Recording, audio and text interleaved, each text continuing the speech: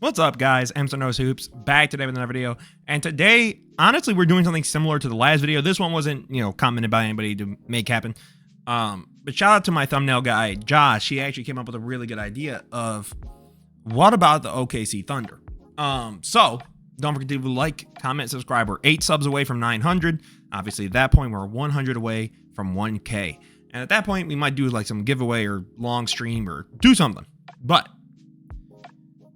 today, we are talking about how good are the OKC Thunder really? We now have the new look OKC Thunder who have acquired Alex Caruso, who have removed Josh Giddey, who have acquired Isaiah Hartenstein. Now, let's just get right into it. Obviously, Shai's going to still be Shai. But there's a couple things I kind of want to put out in the footage that I think is going to be important, right? So Shai here, right, gets to attack. And even in this scenario, right, like Lu Dort's not really being respected as a shooter, right? But the defensive attention that Shai's going to, get, because in some ways he's like a guard Giannis, where his attacking is so good that defenses have to draw in. And at that point, you're creating open looks for shot creators, or shot makers, my apologies, not necessarily creators, right? Gets the ball here, slows the game down again. Right, gets the ball from Chet. Chet slides off, and again, slides over, and you still have Isaiah Joe, by the way, great shooter, right? But that floor spacing is going to be critical for this team going forward, because one, it lets Shai's game translate much easier, but also helps create for other guys who don't necessarily, create for themselves in a great way, right? Gets the ball to Chet now. Again, with someone like Lu Dort, you have the issue of Kyrie's not really respecting it. No one really is moved. Okay, J-Dub gets the ball, back out. Drives. Kyrie comes over. Now, this is also important. This is a great pass, right? Lu Dort hits his three. But the important thing here is now that you have someone like Caruso, can you really afford to just completely slide off and say, nah, this ain't going to work? It ain't a real, three ball. We don't trust it. And I don't think you can, which is going to be huge. And again, right, Shai's going to get the ball. He's got Derrick Jones Jr. on him. Dort's going to slide over. DHO. Gets the screen action. Bang. Right to Chet. Right. And again, the spacing is going to be huge. And this team, I think it really get the threes up now that they actually have that creation. And again, Shai actually had, I think, an underrated playoffs in some ways. Like, we have been, clamoring over guys like Brunson, even talking about like how Halliburton turned up when things got crazy. But I feel like Shai, played really, really well for, I would say his first playoffs as the guy. Because again, the only other time he had made the playoffs, the only other times, one was when he was not even, the best player. It was Chris Paul. And the other was he was sixth man, not really starting with Pat Bev, Lou Will, and, they win 6 games with the Warriors. And again, similar to Brunson, this team will only go as far as Shai goes. You can say that for a lot of teams, but I feel like this especially because now that Giddey's gone, Shai does have to, in a lot of ways, step it up as a playmaker. Not that he can't. I just showed you he's more than capable as a passer. But I think that's where we'll see if his game takes that even greater leap and we see a legitimate superstar arise in the NBA. And now that he has more shooting around him, and we're about to get into that right here, we're going to see how, first of all, removing Giddey for Caruso straight up, as a Bulls fan, one of the most, I'm not even going to get into it, bro. Not even going to get into it. Y'all hold us. You know what you did. But being able to do that basically is OKC saying, you're our primary ball handler, Shai. You're our primary playmaker. We trust you. Now there is no more obstacle in that way, and we're providing you with more spacing, right? So here we're going to see what Caruso will bring to this team. He is a literal perfect definition 3-and-D player, right? Gets Caruso, Desumu. By the way, you guys love that video. Shout out to y'all, man. And this is something that can happen. Like, if this is Shai, defenses are going to shrink in. Boom, there's Caruso wide open, corner 3, right? And that's going to be much better than when the Thunder used to run it right, and it would be like, oh, it's a Josh Giddey, and the guy sure as hell ain't going back to guard it. Right? And even here, someone like DeRozan, who plays more mid-range drivey. Imagine it's a Shai. Bang. Pops over, right? Jalen Johnson starts to shade. Catch and shoot, you have to respect it, right? Again, if this was Giddey, Jalen Johnson might just, I'm not going to lie, he might just stand there. He might be like, yep, I'm cool with this. Or even if it's Lou Dort. Obviously, Lou Dort clears Giddey as a shooter, but you get my point. Gets the ball up, bang, right? Beautiful 3-ball. And then what he brings to them defensively. Because Shai's a good defender. I do think he got a little overgassed when he started, like, you know, like he was like leading the league in steals or something, and people were like, he's one of the like best guard defenders. And you could just say that's because there's not a lot of great guard defenders that aren't like defensive oriented players. But what this is going to help is I think Shai's good defense is going to look even crazier, because here, right, they call over Okongwu. Caruso starts walking over, and he's like basically waiting for Trey to do something, because he knows Trey's not looking to score here. He can't.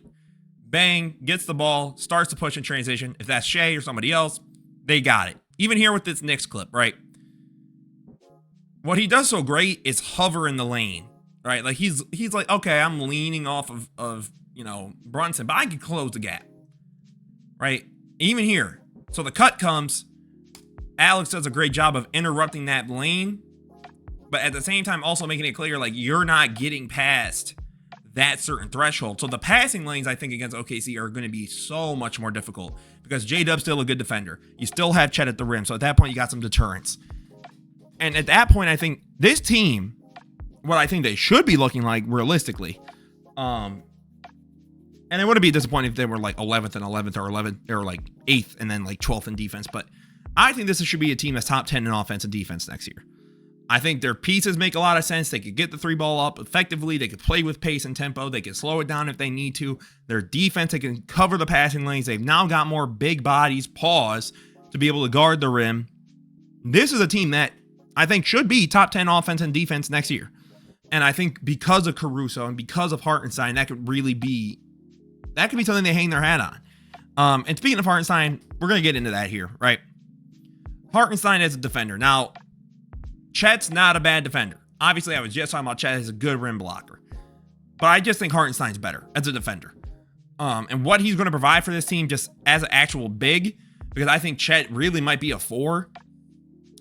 Or at least until he really gets some size, pause. You know, now Siakam's running, right? That's just a frame. Like, the frame of Hartenstein is going to help and is going to clog the paint for opposing offenses. And even he's got some nice mobility. Like, he was still fighting his own against someone like Embiid, who's a shifty or big, right? Gets past Brunson, Hartenstein right there, right? And that's huge, because at times Chet would kind of get bullied or dragged out, but with Hartenstein, he can just stand his ground and he's going to be there.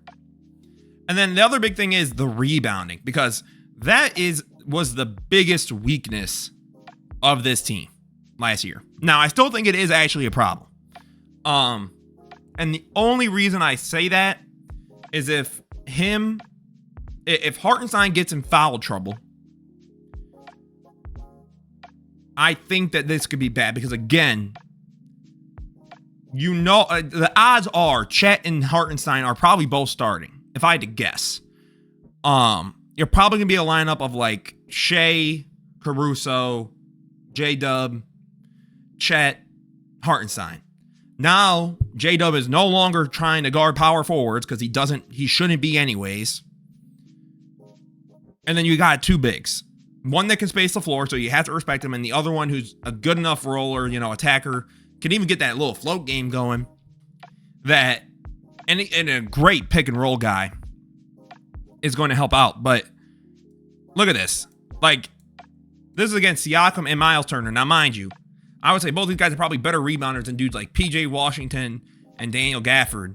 And they were horsing that dude Holmgren. It was bad. Like, I was actually kind of mind boggled at what was going on with that. And again, right, gets past, tries to fight, right, goes for the shot. Now Turner starts to cut. Off the miss, gets the ball back. Hartenstein has the IQ. He's always there. He's always paying attention. So now we sort of get to the question of the video. How good is this team really?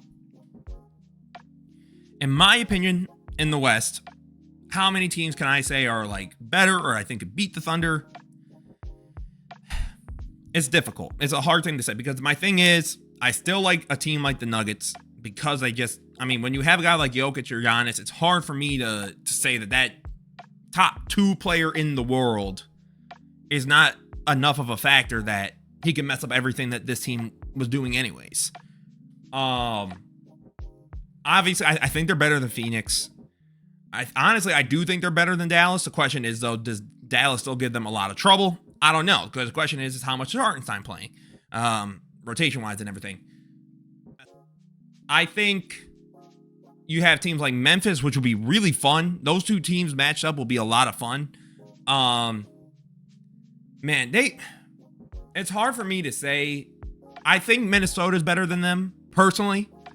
I think you got a couple teams. I would say they're like 3rd, probably in the West. Similar to the Knicks, unironically. I do think they're a little bit more at risk of falling just because you're hoping now, especially with the way people talk about J-Dub and Chet. Now, I think J-Dub can be something really good. I don't know if Chet's like a star or a superstar caliber player. You got to hope that those guys really progress again. More so Chet, because J-Dub already took a huge leap. That if they don't, and they linger at the same level, then you really got to hope those role guys you brought in are healthy, bring their, what they're supposed to do consistently, and that Shai is producing at the highest level that he can. So let me know what you guys think down below. How good are the OKC Thunder? Where do they rank in the Western Conference? Let me know what you guys think down below. Don't forget to leave a like, comment, subscribe. This was Emerson Hoops. I appreciate each and every one of you. Thank you so much. Have a beautiful rest of your day. Peace out.